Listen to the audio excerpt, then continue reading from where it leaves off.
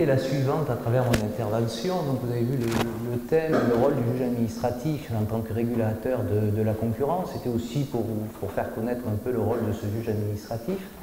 Mais en fait, mon intervention avait deux buts. C'est de montrer la complémentarité entre les autorités de la concurrence, que ce soit en Polynésie ou en Nouvelle-Calédonie, dans notre rôle respectif de régulateur de l'économie, de régulateur du droit.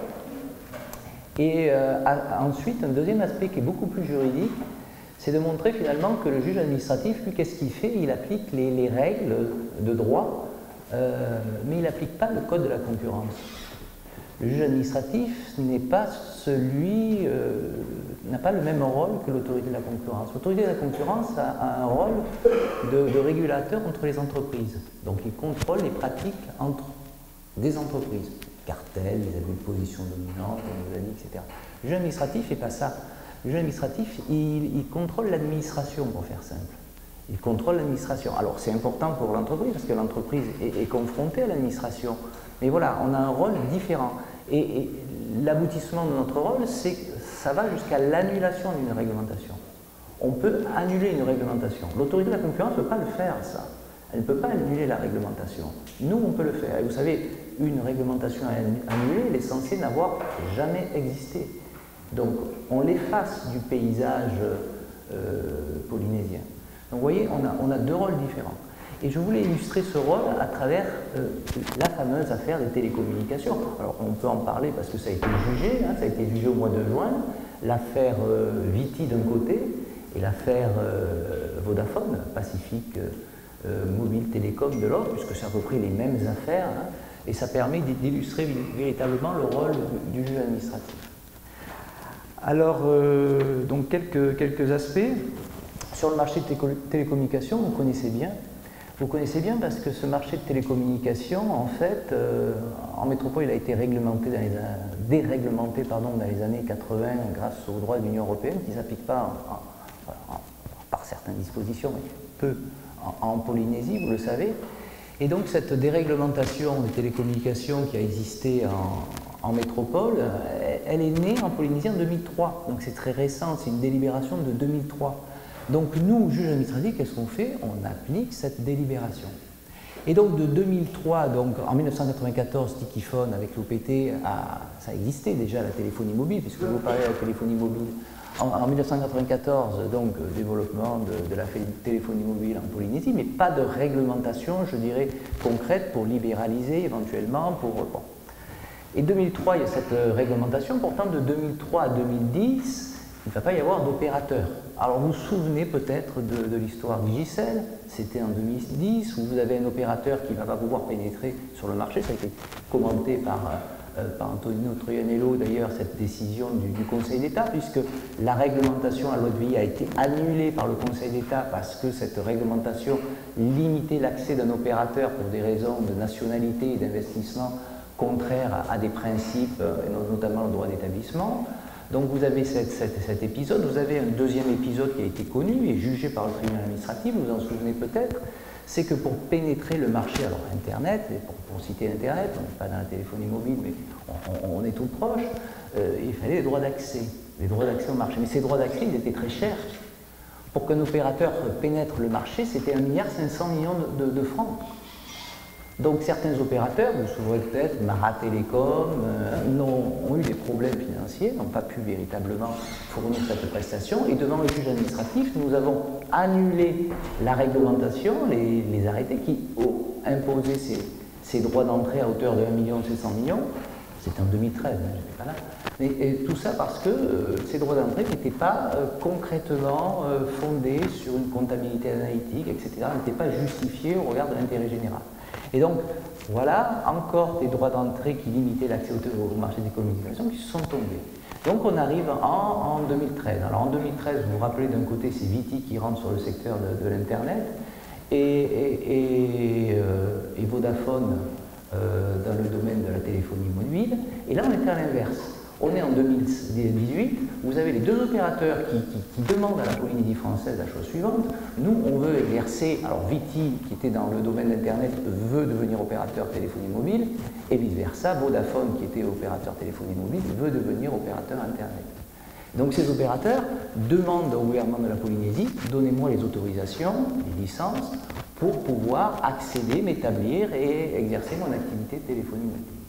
Et face à ça, vous avez le gouvernement de la Polynésie française qui fait les choses très très bien et qui demande une enquête, un rapport d'un bureau d'études, sollicite bien sûr la DGEN de la Polynésie qui va œuvrer, qui va faire un rapport très intéressant sur l'ouverture de ces deux marchés.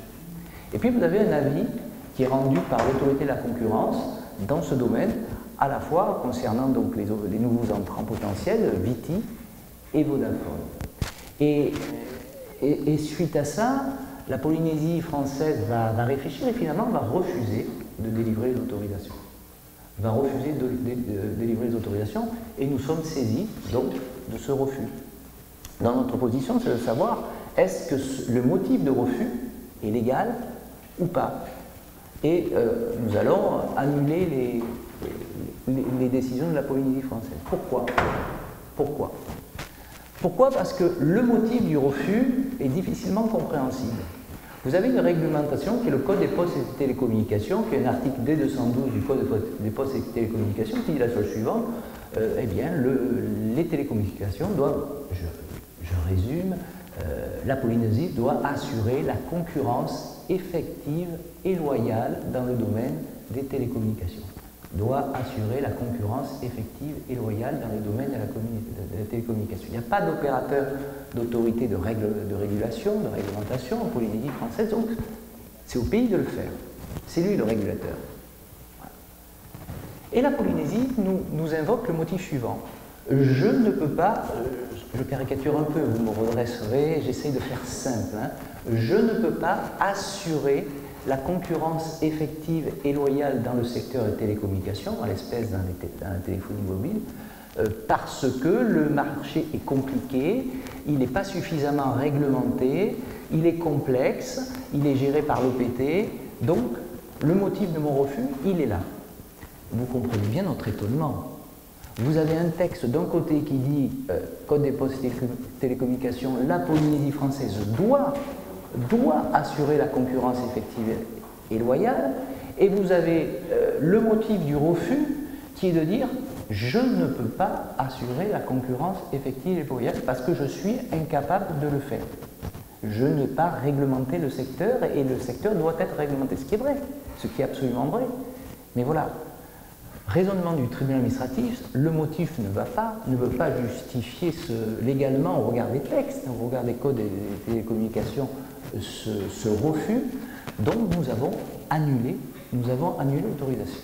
les refus d'autorisation, et là c'est important. Est-ce qu'il fallait aller plus loin? Non seulement annuler, ça nous était demandé, hein, l'injonction, et faire injonction au pays de délivrer ces autorisations.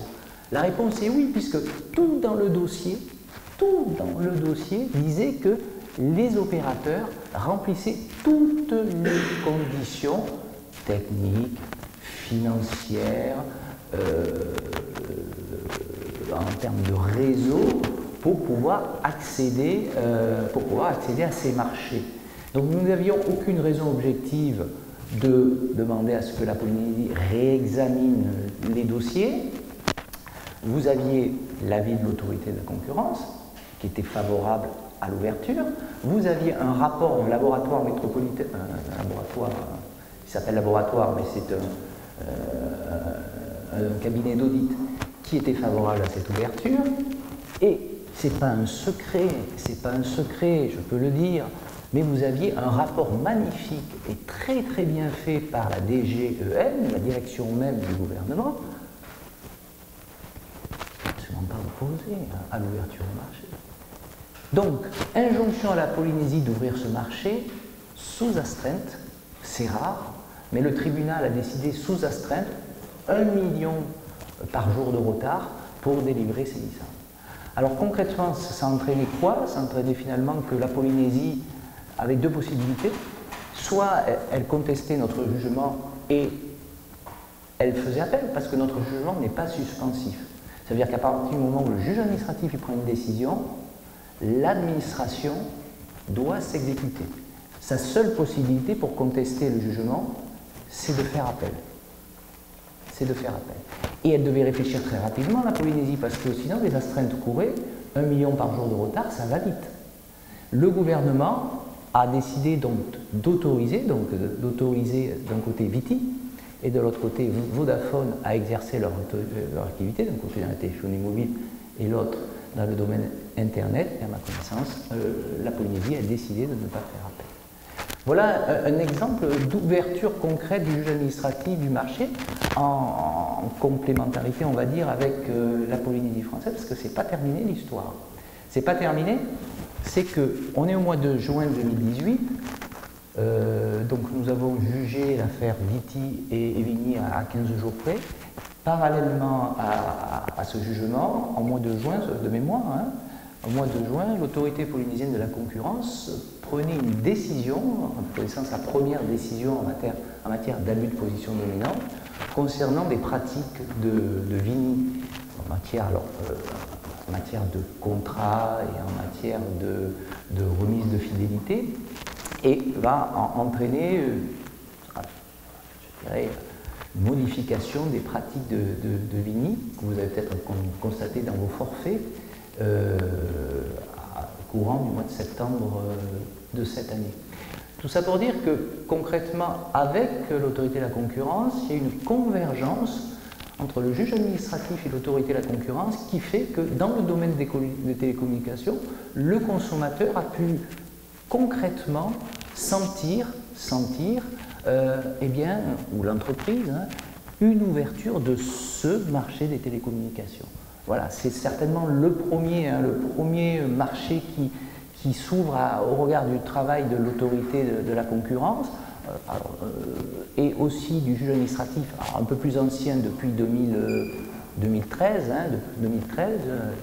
mais voilà, vous avez un exemple concret du travail du juge administratif. Je terminerai juste, c'était ma deuxième partie, mais je vous la fais en 1 minute, ma deuxième partie, pour ne pas faire plus long, je préfère discuter avec vous. Vous l'avez bien compris, à travers cette affaire des marchés de télécommunications, le juge administratif, il a fait dans d'autres domaines, mais a appliqué, là en l'espèce, le code des postes et télécommunications. Il n'a pas appliqué le code de la concurrence. Le code de la concurrence qui prohibe les ententes et les abus de position dominante, les concentrations aussi, hein, entre entreprises, c'est l'autorité de la concurrence qui le fait. Sauf que la question qui se pose, c'est une question de juriste, est-ce que le juge administratif est susceptible d'appliquer lui-même le code de la concurrence? Réponse, je le fais très court, oui. Pourquoi? C'est jugé en métropole, ce n'est pas encore jugé en Polynésie, mais ça pourrait l'être prochainement. L'administration ne peut pas, par une réglementation, pour faire simple, favoriser un cartel, une entente ou un abus de position dominante. Si elle le fait, il s'agit d'une décision administrative qui est susceptible de recours devant le juge administratif et qui permettrait donc au juge administratif d'annuler en se fondant, il ne l'a encore jamais fait en Polynésie, mais en se fondant sur les articles du code polynésien de la concurrence, les articles LP 200-1-2 et -3. Alors c'est un encouragement aux entreprises, mais vous voyez, pour répondre un peu à la notion de conflit d'intérêts, à ce que vous avez énoncé, si l'administration favorise une entreprise par une réglementation, par une décision, elle contrevient et qu'elle aboutit finalement à ce que cette entreprise abuse de sa position dominante ou réalise des ententes anticoncurrentielles, eh bien le juge administratif peut aussi intervenir. Voilà, merci de votre attention.